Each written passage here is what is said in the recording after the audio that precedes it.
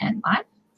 Welcome everybody to HCMA's Facebook page, and tonight we are going to bring you a very informative discussion about genetic testing and hypertrophic cardiomyopathy. And I'm just going to give everybody here just a second or two to join us before I give the disclosure and get this program started. Tonight we are happy to have with us, let's reformat that. We are happy to have with us Dr. Elizabeth or Beth Mcnally, and she is a consultant for Invitae and a physician that practices out of Northwestern. And I'm going to get us in a nicer shape here. And we have Jennifer Hare, who is a genetic counselor, and they're going to introduce themselves in a few minutes as you all populate and join us. I am going to, there we go. There's everybody joining us. Good evening, everybody. Okay, so I'm going to read a little disclosure here as we get going, and that is that this information contains information for your purposes only, for educational purposes only. Should you have any questions about the content discussed as it impacts your personal health, please discuss it with your personal physician or healthcare team. During the question segment, general questions will be addressed. If questions get too specific, they will be deleted from Facebook after the presentation to protect your privacy. So we really appreciate you joining us here today. And without any further ado, I am going to introduce Dr. Beth Mcnally. Welcome to the program. Great to be here. Thanks for having me on. Well, we're really excited to have this conversation today and to launch a really very wonderful program that is going to allow more patients with HCM to access genetic testing when maybe they couldn't have in the past. So I'd like to start off with an understanding of why are genetics important in hypertrophic cardiomyopathy? And as a physician and a genetics expert, you can help us understand that. So knowing what the genetics underlying anybody's hypertrophic cardiomyopathy is really proving to be critical for several different reasons. So first, we know that there's a set of genes that when you carry a mutation in that defines actually the subtype of cardiomyopathy one has. And that's now that there's some really great data that's come out, we can now actually divide hypertrophic cardiomyopathy into what we call sarcomeric hypertrophic cardiomyopathy and non-sarcomeric hypertrophic cardiomyopathy. And so the first version of that, called sarcomeric hypertrophic cardiomyopathy, means you have a mutation in the sarcomere genes, and those are genes we know very well. The two most common genes are called MYH7 or MYBPC3, and that makes up most of what we know about sarcomeric hypertrophic cardiomyopathy. That's a big word, so sometimes people say Sarc-HCM. And so what's really clear from that is if you carry a gene mutation, you actually have a little bit different course of disease. You're more likely to develop atrial fibrillation, you're more likely to develop heart failure, and potentially even have some other types of arrhythmias that affect the ventricle of the heart, and that's compared to people who don't have mutations. And so a very important paper got published on that last year, looking at a large registry of people who have mutations. And so if any of you participated in that, thank you very much. It's really helping a lot of people. And so what it's really doing is defining subsets of the disease, which really helps your doctors manage your care better if we know more what to look for, what to expect, and then how to reduce those risks. I think that's probably the most important thing we learn about doing genetics and hypertrophic, which is it helps identify who's at risk in the family, which is the other really important thing to do. And once you've done that, we're actually pretty good as cardiologists at reducing risk, provided we know what the genetic data are. And so as I was mentioning, once you know what your gene mutation is, then that's incredibly powerful for all your family members who wish to undergo testing. Then that's a very simple test for them to do, where they can often do that off a saliva sample and know whether they carry the risk in the family or whether they just have the general risk that runs in the population, which is of course much lower. And so so knowing your mutation is actually really, really important, not only for knowing your risk and outcomes and what can happen, just how to manage you better, but it's also incredibly important for all your family members. Well, I happen to be a family with a myosin binding protein C mutation, and I was lucky enough to be in the early research with Cricket Seidman to identify this mutation in my family. It's a private mutation for us, and it really did help when I was a young mother with a young little girl, wondering whether or not she was affected or not. And I found it very comforting to know, even though it was a positive test, I had an answer and I knew I had to be alert. So I personally have benefited from genetic testing, and I know many, many other families with HCM have too.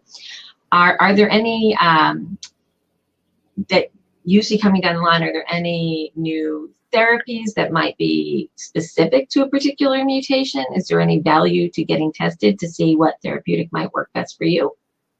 So, so that's where we're at right now, which is thinking about that. There are several companies that are developing small compounds, small molecules that are going to be specifically for treating hypertrophic cardiomyopathy. And those companies are, at least actually both are in clinical trials, one a little bit deeper in clinical trials. And certainly once there is an approved drug, then it's really just going to be, I don't want to say mandatory, but almost mandatory, that people really are going to want to know what their status is genetically.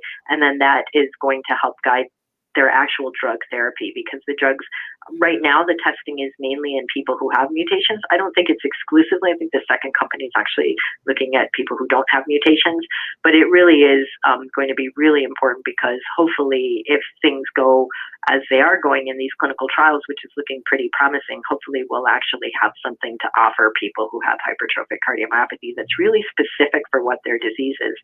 Right now, a lot of our management for hypertrophic cardiomyopathy really just borrows from what we know about other forms of heart failure. So we tend to use drugs that we know work in other forms of heart failure, but we don't have a ton of data that says they work really well for hypertrophic cardiomyopathy, but we do tend to use them anyway. And probably people are familiar with things like beta blockers and even calcium channel blockers that help slow the heart and help it feel better, and sometimes can really help people feel a lot better. And so that's, those therapies are still there. Those are approved therapies right now, but we're really looking to hopefully a relatively near-term future where we have something much more specific.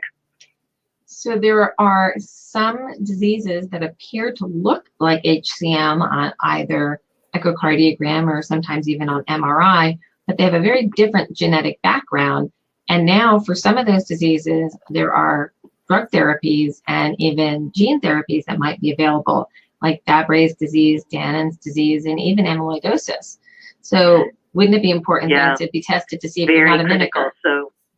So that's the non-sarcomeric group, and I've been very focused in this talk so far around the sarcomeric, thinking about what's being developed there, but you're exactly right, which is those non-sarcomeric forms are sometimes what we call infiltrating diseases, where we have a buildup of different types of materials within the heart cells themselves.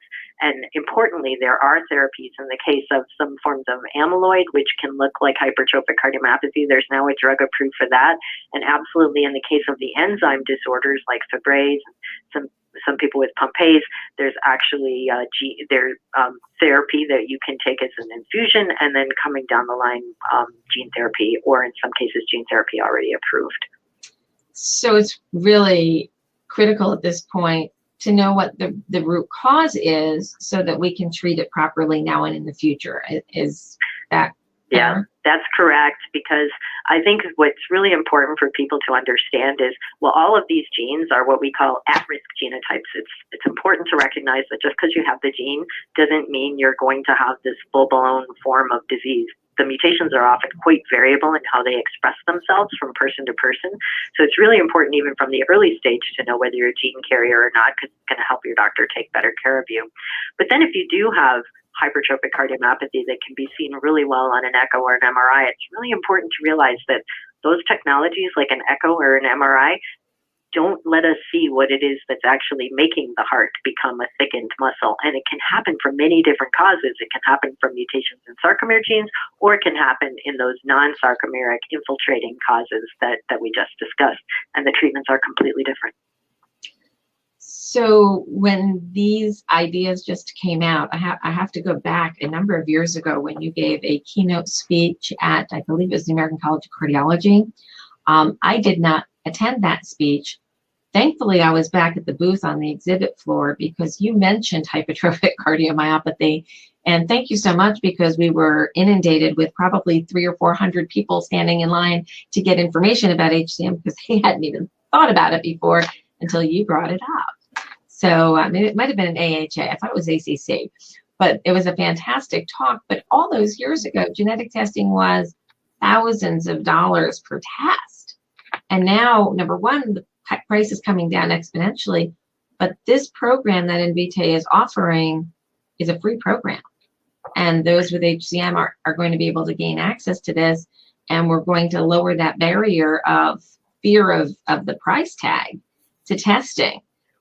It's really quite extraordinary that we've come so far so fast, don't you think? It's amazing.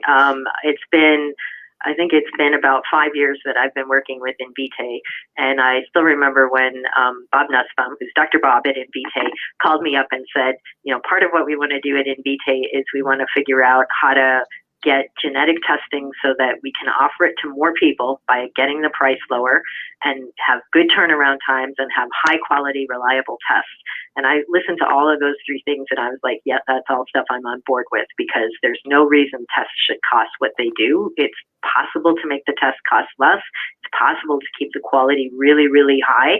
And it's possible to get the turnaround times down. And Invitae really has been, I want to say, actually a little bit disruptive for some of the genetic testing companies, because they've made that such a mission that it's actually forced other companies to then lower their testing strategies.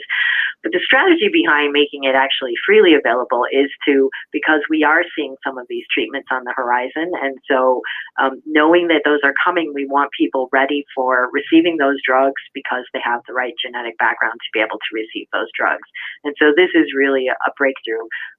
But I have to say I've been very pleased with what's happened as a whole in genetic testing for the last 5 years, where literally we've seen testing that used to cost $10,000 now get to a couple of $100 when it's out of pocket pay, which is very affordable. We have lots of people who will spend that money to do 23andMe and Ancestry and things like that.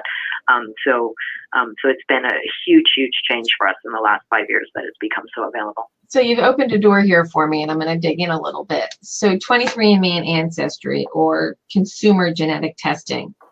Can you give us the differentiation between what they're doing and what this panel Invitae is offering the HCM population does? Yeah, and it's really, really important to make that distinction, because I can't tell you how many times I've seen people say, I did 23andMe and I didn't have the mutation and I'm all good. 23andMe and Ancestry are a really different format for looking at your genes.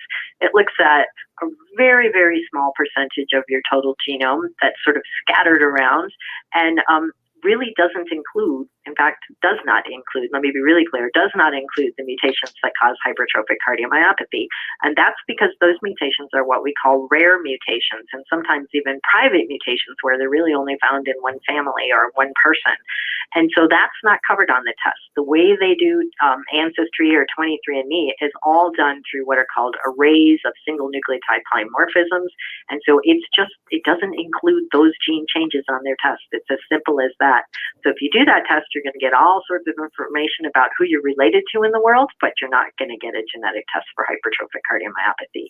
That requires actually fully sequencing the genes like MYH7, MYBPC3, and the other genes. And so when you get a test through a place like Invitae, you're actually getting full sequencing of the genes that are known to cause hypertrophic cardiomyopathy. And that's how it's able to catch those very rare mutations that we know cause this disease. Thank you for that. I think that's an important thing to clarify today, to understand those differences and to know that you get what you pay for. And if you're paying $99, you're probably not getting in-depth data. You're getting some fun ancestry type data, but you're not necessarily getting good health information. So I'm going to pivot the conversation now, because Jennifer's been sitting here so patiently and quietly. And I should say the reason why we don't have Dr. McNally on the phone with us, or on the computer with us, is because we had a little technical difficulty. So she's on the phone here. So you might be looking around going, where is she? Where is her picture? So she's just on the phone with us. I apologize for that. So Jennifer, thank you for being patient. And we have some slides here that we're going to present, and we're going to try to make them a little bit bigger. But we might, you can all see us shifting around like Brady Bunch style here on the screen. See if I could, there we go. Made the screen a little bit bigger. So Jennifer, hi, thank you for joining us. Thanks for taking the time tonight. And can you tell us a little bit more about yourself so people understand you better? Sure, absolutely. And thank you for inviting me here today.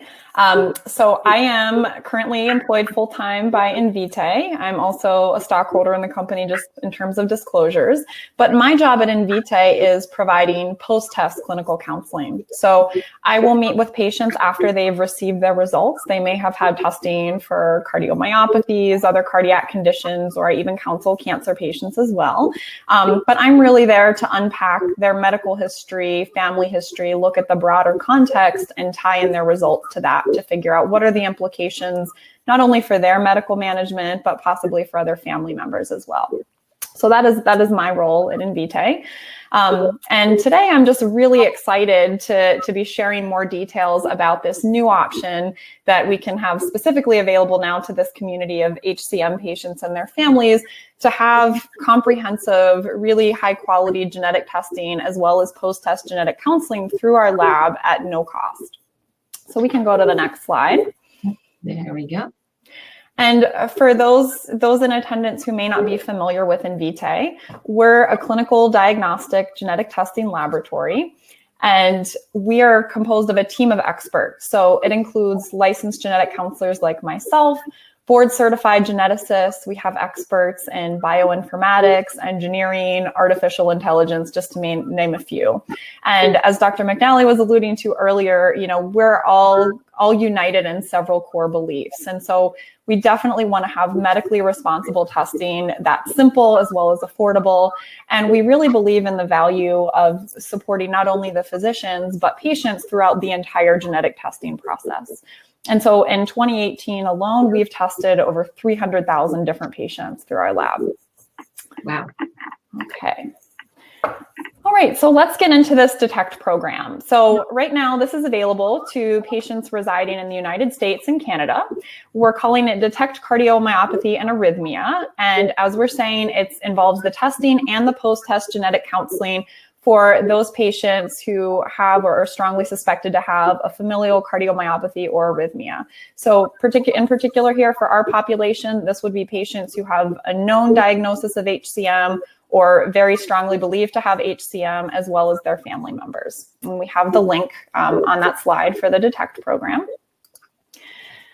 Okay, but to dig a little bit deeper then, what are the benefits to patients? Well, obviously we get this genetic testing at no additional charge.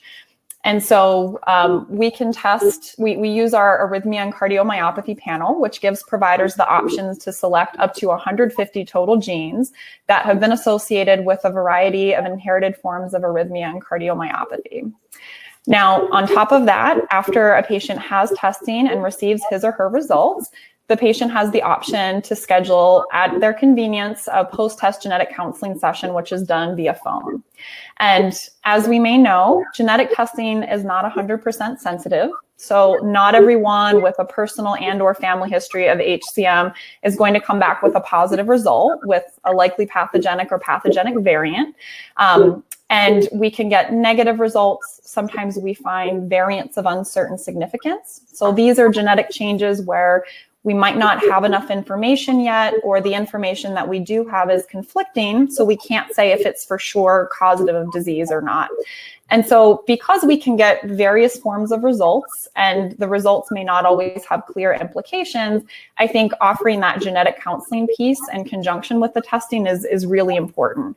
And as I said with my introduction, with that genetic counseling, we take medical history, family history, put all of that together with the results and can make recommendations of next steps for the patient and the family members.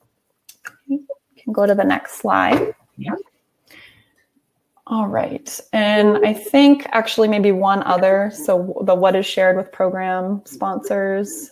Oh, there we go. Okay, perfect. So you might wonder now, what's the catch? Why is Invitae offering this no charge testing and counseling to patients? So we work with sponsors, and for sponsors, the assumption is most of these will be biopharmaceutical companies. We are providing them with de-identified data through this program, and in exchange, they are giving us financial support to conduct the program. They are paying for the testing. The idea is, as Dr. McNally was explaining, is those types of companies can use this information, hopefully with the thought of developing or trying out new treatments and therapies for conditions like HCM. In addition, these biopharmaceutical partners are going to be provided contact information for the clinicians of these patients so that they now have contacts in the community, ways to reach out to clinicians to potentially get patients to participate in these trials and studies moving forward. Now, it's important, I think, to stress that all the tests and the counseling services are performed by Invitae, not with any of our sponsors. And it's important to note that healthcare providers have to confirm that participating patients meet certain clinical criteria to be a part of the program. Now, our sponsors are going to receive de-identified patient information. And so you can see on the slide on the right side, there's a little snapshot of what kind of information we ask for participation in the program. Essentially information about the known or suspected clinical diagnosis, if there's also a family history of that condition. And then there's an opportunity for providers to provide some further, more detailed information. But the idea is that when we say de-identified information, this could be something along the lines of a 40-year-old male with personal and family history of HCM and a pathogenic variant in MYH7. Something along those lines sees, Dr. John Doe. And then it's up to those sponsors to decide if that patient or patients with a similar type of history or variants in a similar gene might benefit from certain types of ongoing therapies or new developing therapies. And then the sponsors would have the opportunity to contact Dr. John Doe or other clinicians to talk about the offerings. And then it's up to the clinicians to reach out to patients and provide them with those opportunities. So sponsors do not have any direct contact information for participating patients. Patients would never get contacted then by a sponsor, but potentially their clinicians might reach out to them if there is a new therapy or clinical trial, something that they might be eligible for and might benefit from. So that's the idea, and that's how it's beneficial to these sponsors. Now, it's important to say then that healthcare providers, as well as patients who utilize this program, have absolutely no obligation to recommend, purchase, order, prescribe, promote, administer, use, support any sort of product or service offered by Invitae or from any of these participating sponsors. So absolutely no obligation there. Okay, we can go to the next slide now. Obviously, we're very excited about this DETECT program because it offers seemingly a win-win situation and linking patients, clinicians, and biopharmaceutical partners in the field. But we have other alternative options for testing that are also affordable. So testing through a sponsored program like our DETECT Cardiomyopathy program is not required. Okay, so as we said before, historically, and sometimes the misconception persists that genetic testing has to be expensive or has to cost thousands and thousands of dollars. But that's just not the case. And I think Invitae has really led the way in driving down the cost to patients. So patients may choose to have diagnostic testing through their health insurance companies. We're in network with most providers. And so many patients, go through the option of insurance and may have only a small or maybe even zero out-of-pocket responsibility there. Alternatively, some patients opt for our self-pay pricing. So even if you choose to have a comprehensive cardiomyopathy panel, the out-of-pocket cost is just going to be $250 there. And this is an opportunity too. Some patients through their employers, if they have a healthcare spending account or flexible spending account, can use dollars in those accounts to cover the cost of testing for self-pay. Okay. On top of that, we have a really great family variant testing policy that for the initial patient who say has a panel through our lab, if that patient gets a positive result where we find a causative genetic change, for other at-risk family members who may be interested in knowing whether or not they have that genetic change, they can have testing through our lab at no additional charge, so long as that testing is ordered within 90 days of the initial patient's report. Okay, so there is a time restriction of about 3 months, but within that 3 months, there's no limit to the degree of relationship or the number of relatives who choose to be tested. So that's one way in trying to reduce barriers to family members getting tested if that's information they would like as well. Okay. So the next slide is just the logistics. How do you actually go about getting testing if you haven't been tested and you want this information? So there's multiple options. First, you can visit an HCMA Center of Excellence. And so these are facilities recognized by the HCMA to offer services that are important to patients with HCM, and that includes offering genetic services. You may choose to have this testing ordered through an existing healthcare provider. And so in that conversation about genetic testing with your provider, you may want to mention this particular sponsored genetic testing program, and we can provide a flyer for you to share with your provider to potentially, jumpstart that conversation. If you don't go with option 1 and 2, there is also the option to order genetic testing online. So let's say you don't have a genetics provider in your area or need help getting connected, then we at Invitae can help connect you to someone who's geographically close, or we can work with telemedicine providers, so individuals who can review your history and provide counseling services over the phone. All right. Okay, so if you're going with that third option of trying to order genetic testing online, we have some steps that can walk you through that through our Invitae website. So we have the web address there, and there's some questions. First, you're asked to describe yourself, and there are 4 options. In most cases, someone from this group would be choosing you either have a personal or family history of a condition that may be genetic, or if there's already been a mutation in the family, you would check that you would like testing for a genetic variant that has been found in one of my relatives, either of those options. Okay, so upon selecting either of those options, it would put you down the diagnostic testing pathway. And so from there, we can either help you locate a local genetics provider to meet with and have your testing ordered in that manner, or again, you can order online through a partner provider, which is Genome Medical. So Genome Medical is a telephone provider. They can review and place your order whenever that's appropriate. And they also have the capability of providing pre-test genetic counseling services. So it's important to note that, again, through our Detect sponsored program, the testing through Invitae and then the post-test genetic counseling services through Invitae are at no additional cost. But if you opt to go down the Genome Medical route, they do charge for their services. They accept most health insurance companies. And so they estimate that if you go through insurance, the out-of-pocket is around $50. But they also have a self-pay option of about $129. So again, they would provide review of the history and order and provide pre-test genetic counseling services. Okay, so if you choose to order through online through Genome Medical off of our website, it will transport you then to the Genome Medical website, and there's a button you'll see Schedule Now, and that's what initiates that process. All right, and then my last slide feels a little obligatory. Anytime I talk about genetic testing, often patients or audience participants will have some questions about the potential of genetic discrimination. And so genetic discrimination comes up as a concern, I think, particularly among individuals who may not have a clinical diagnosis, but are found to have a genetic predisposition to develop a certain condition like HCM. And so some of you may be familiar with the federal law that was enacted in 2008 that we call the Genetic Information Non-Discrimination Act, or GINA.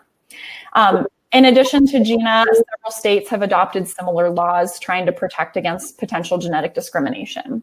So GINA specifically bars the use of genetic information to discriminate in health insurance and in employment.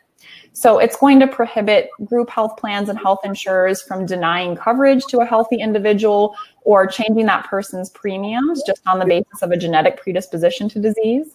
On top of that, it bars employers from using an individual's genetic health information to make decisions about hiring, firing, job placement, job responsibilities, et cetera. Now, GINA and some of these other state laws don't protect individuals from genetic discrimination in every circumstance. So an example would be GINA doesn't apply to employers who have less than 15 employees. And on top of that, the current laws don't specifically address life insurance, disability insurance, or long-term care insurance. And so we've provided a couple online resources where you can gather some more information. I usually counsel my patients really to consider their personal situation, what type of insurance they currently have or are planning to get in the future, and kind of use that to make decisions about when and how to go about getting genetic testing. But what I like to emphasize is that more often than not, results from genetic testing are going to be very important. That may help guide clinical management, may be very helpful to relatives. So often I think that the benefits of doing the genetic testing and getting that result will outweigh risks of potential discrimination. But I don't want to minimize that. And again, there's a lot of nuances with the types of insurance and what insurance providers might ask for in terms of health or genetic information. But the websites provided are a starting point to give you some more information and something to think about on a case by case. One of the things we often mention to families calling the HCMA inquiring about genetic testing that is if they're going to have a young person screened, to maybe get a base life insurance policy put in place before the testing takes place, just to ensure you have the most cost-effective and fiscally responsible plan that you can get. Because they can rate you, they don't have to decline you coverage, but they can rate you higher. So it may just be more cost effective to get a policy in place for a young person prior to genetic testing. Absolutely. So we have a question that's popped up. Are there genes identified for risk of arrhythmias? And I'm going to add an addition to that question for clarification purposes. We know that arrhythmias occur within hypertrophic cardiomyopathy. And so question one, are there specific genetic markers within hypertrophic cardiomyopathy that mean that person's going to have more arrhythmias, or are there other disorders that are just arrhythmic in nature that we're going to be screening for as well? Who wants to take that? So Dr. McNally, maybe I'll defer to you about, whether there are genetic changes that there's a more predisposition to arrhythmia, and I can talk a little bit about what might show up on the testing and how the panel works. I think that's what honestly, as a cardiologist who manages lots of people with genetic forms of cardiomyopathy, it's probably the number one thing that genetics is really helpful for us, that we know there's particular genes and gene changes that really do increase arrhythmia risk. I will say that's often for dilated cardiomyopathy, and it's not quite as clear-cut for hypertrophic cardiomyopathy, although we're starting to see some newer genes now pop up that can be associated with hypertrophic and a bigger arrhythmia risk. And so that's why there's some debates right now, because the number of genes tested on a given panel may not encompass all of those other genes. And so it certainly gets debated how many genes you should get on a panel. I do happen to like getting as broad a panel as I can, strictly to also capture more arrhythmia genes. And here and there we get surprised. So sometimes, for example, we're increasingly finding people with a gene mutation in what's called filament C. And we know that that has a much higher arrhythmia risk with it. And hypertrophy can be actually pretty mild, but present. And sometimes it can look more like dilated cardiomyopathy. For the sarcomere gene mutations, those are the ones we know best. There has been a lot of discussion around the troponins, for example, having some higher arrhythmia risk associated with them, and seeing that a little bit out of proportion, that you don't see the biggest, thickest heart present, but you do have this arrhythmia risk. And so you will see some people who are, really good HCM doctors looking at that and making some decisions maybe to do more intensive arrhythmia monitoring in people carrying certain mutations. Clinically, I will say one of the things that is helping us a lot these days in terms of determining that risk, we determine risk based on what the heart looks like. So first of all, if there's marked thickness on the septum, we know that's a higher risk. We do MRIs. We look to see whether there's evidence of scar present in the heart. We know that's associated with a higher risk. We use family and personal history. So obviously, if you've had symptoms that are suspicious for arrhythmia, or you've had a lot of family members who have had arrhythmias early in life, that's also a piece of our equation. And then, of course, the specific gene and mutation comes into play as well. We don't quite have a whole algorithm worked out yet that, we can score these things and come up with some magic number. But one of the things I'm finding really, really helpful now is using something called a loop recorder, which is a little device that can go inside a person, like a little capsule, and it can actually give us a lot more data on what the heart's doing. And that can be really, really helpful, particularly when we've had somebody wear a loop recorder for a year or two or three, and it hasn't shown any bad rhythm. So that's been a really nice option for us that's been available for the last few years. Jennifer, you want to talk about what the test might show? Yeah. So for example, if you were to go through a diagnostic pathway at Invitae and choose just our hypertrophic cardiomyopathy panel, right now that has 26 genes that have a definitive association with hypertrophic cardiomyopathy.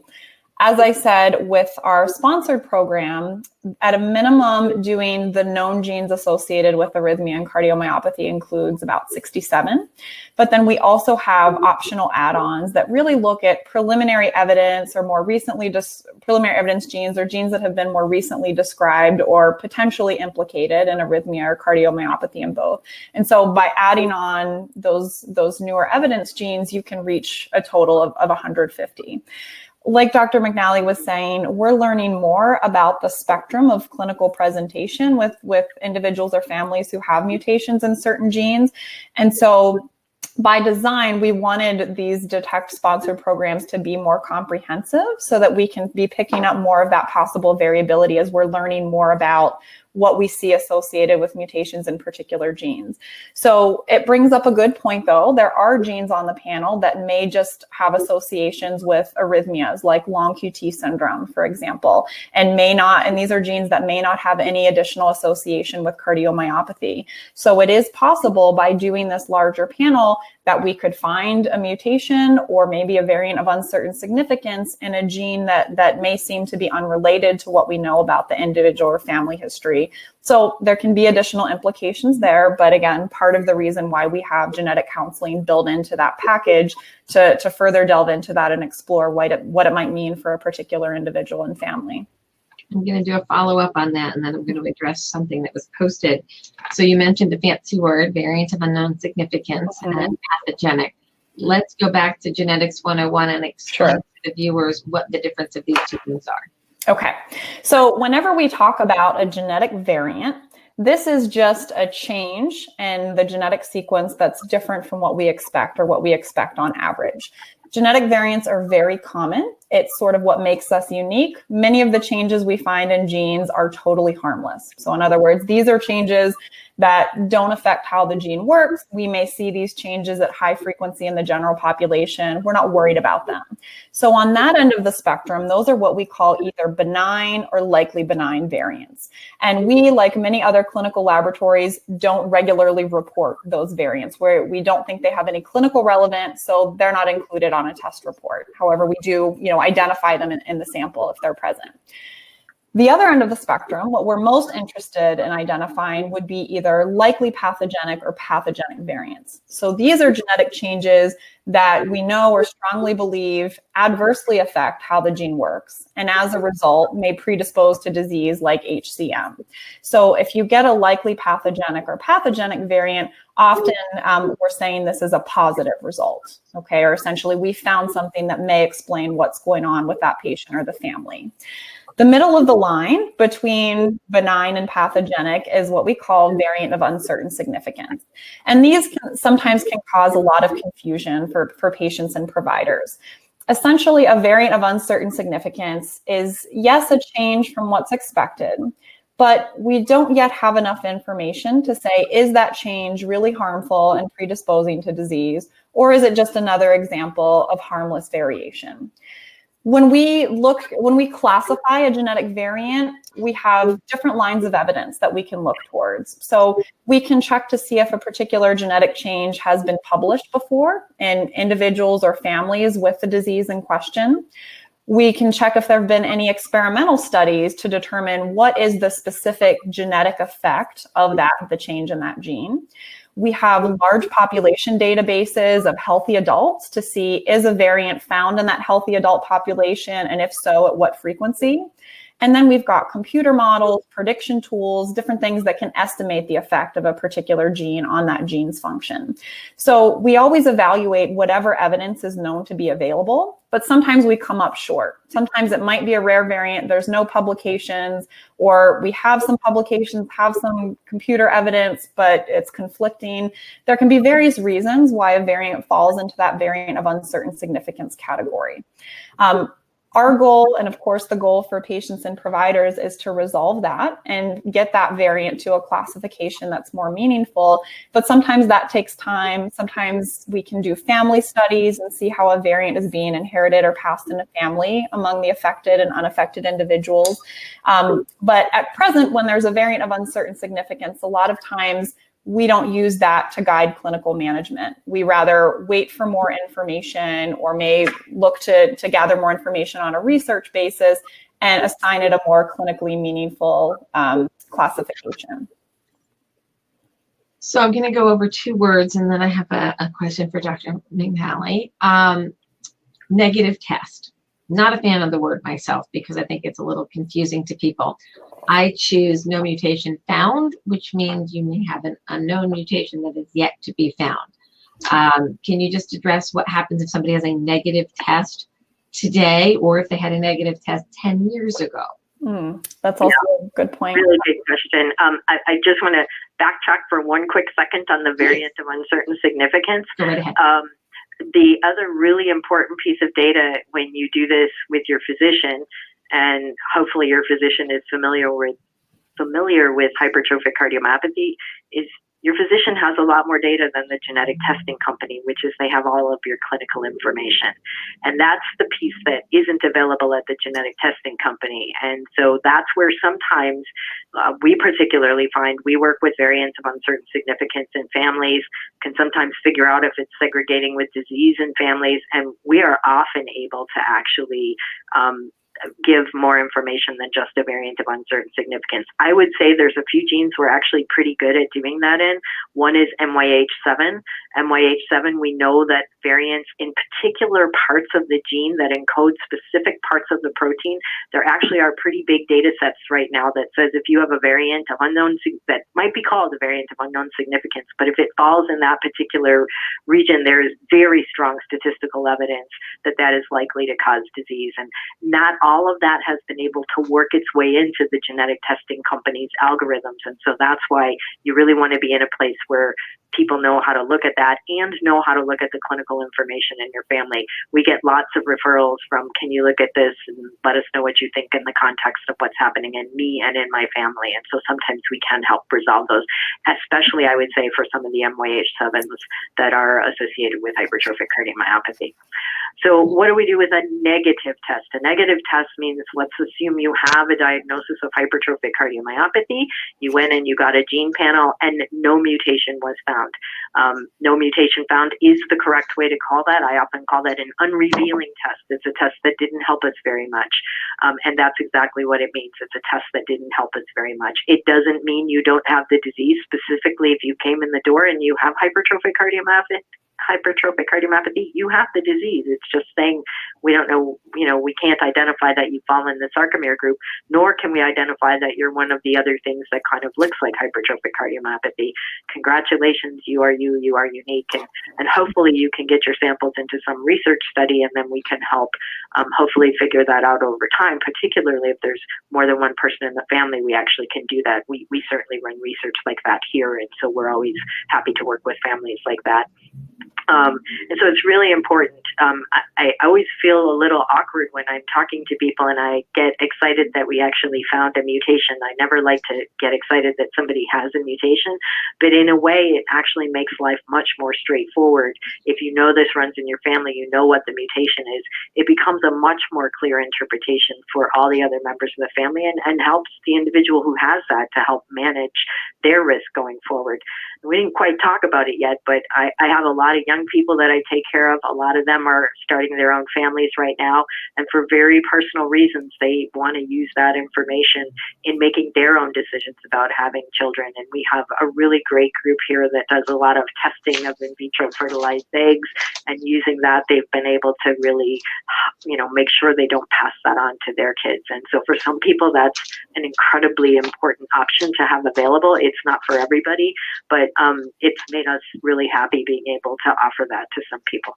So in my hand right now, Dr. McNally can't see it, but I'm holding a message. You can't see who it's from, but it is from an expectant grandmother who is happy to let me know that her grandchild will not have hypertrophic cardiomyopathy because they did IVF, and the embryo, there was 5 good ones with no HCM and 5 affected, and the 5 non-HCM embryos were utilized in the IVF. So it's an amazing process. It's really incredible to be able to offer that to patients. And again, you'll find a lot of state to state rules about what gets covered by insurance, because insurance is still mostly done state by state. But here in Illinois, we've actually had people's insurance cover the costs associated with it, which has been just great. And we now are starting to build our wall of babies, and it's very exciting to see all those pictures and know that those kids are not going to have to go through what their parents went through. Next time I'm out there, I want to see that wall. Okay, so I have a comment and then one last question, and then we're going to wrap up. So somebody put a comment that said, deal breaker for me that there's potential genetic discrimination. I want to be clear about a couple things here. Number one, if you're diagnosed with hypertrophic cardiomyopathy and you live in the United States, you have protections through the Americans with Disabilities Act. That is a federal law. There are state level laws as well that protect you from discrimination because you have a diagnosed and treated condition that alters one or more of your major life functions: breathing, walking, able to process food, your heart beating, normal processes of life. If anything is affected, the ADA covers you. Where there's a gap, and it gets a little confusing for some, is if you've got the disease, you've already got the protections. The gene doesn't matter. You're going to be discriminated against for life insurance. They are going to rate you higher because you've already got a medical condition that makes you a higher risk. That makes sense in a way. But what is really at play here with Gina are your family members who have not been diagnosed with a clinical disease, and they're only going to have that genetic information. And Gina protects them against discrimination for education, employment, and health insurance. But much like somebody who is found to have a disability and a diagnosed condition, that's where Gina comes in and they say, well, it's okay for the insurance companies to rate them higher because statistically they have a higher rate of bad outcomes compared to somebody without this mutation. So as much as I fought against it and we tried to not have that provision allowed in Gina, it was a reasonable negotiation to have at that time. And it was 10 years fighting for Gina to get it passed to this level. So there are a lot of protections that put somebody with a genetic piece of information, much like somebody with a diagnosed situation covered under the Americans with Disabilities Act. So it makes them very compatible. So don't be afraid of genetic testing because you're afraid that somebody might lose a job or lose access to health insurance, but they might pay a little bit more for life insurance or long-term disability insurance. So these are the things that you want to consider. Now, the final technical question, I'll call it, and it's a good one, and I'm going to, again, read the question, and then I'm going to modify it a slight bit. Have any modifying genes been identified that lessen the severity of HCM, or I will add in, or increase the severity or change the presentation of HCM? So the old, are there modifier genes, or are these genes acting as independent operators? Dr. McNally. Yeah, so this is an area in which we spend a lot of time in the research trying to understand that better. And I think if you just look at it on the whole, we more or less know that there are a lot of modifiers. They are not all genetic modifiers. We know that there are, environmental factors. We know that, having high blood pressure makes your heart thicker. So, there are a lot of other conditions that can change the way it manifests. One of the really good examples of a modifier is if you look at children who have MYBPC3 mutations and happen to inherit 2 of those mutations, so that they don't have what's called dominant disease, but they actually have a copy from each parent, and so that's a recessive model. That's sort of the ultimate in modifiers, if you will. Those children actually present in very early life and actually present with dilated cardiomyopathy. So what we're seeing come from some of our research right now is if you really have additional cardiomyopathy hits, if you will, like hits in cardiomyopathy genes, additional genetic changes, we actually see those people are a little more likely to have dilated cardiomyopathy. Yeah, we've seen, unfortunately, a number of dual and triple mutation HCMs that have pretty severe disease pretty young.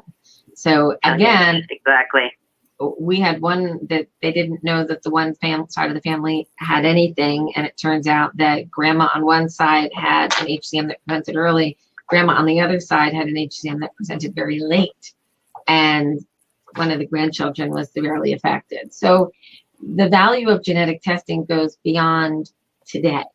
It goes to the next generation potentially as well.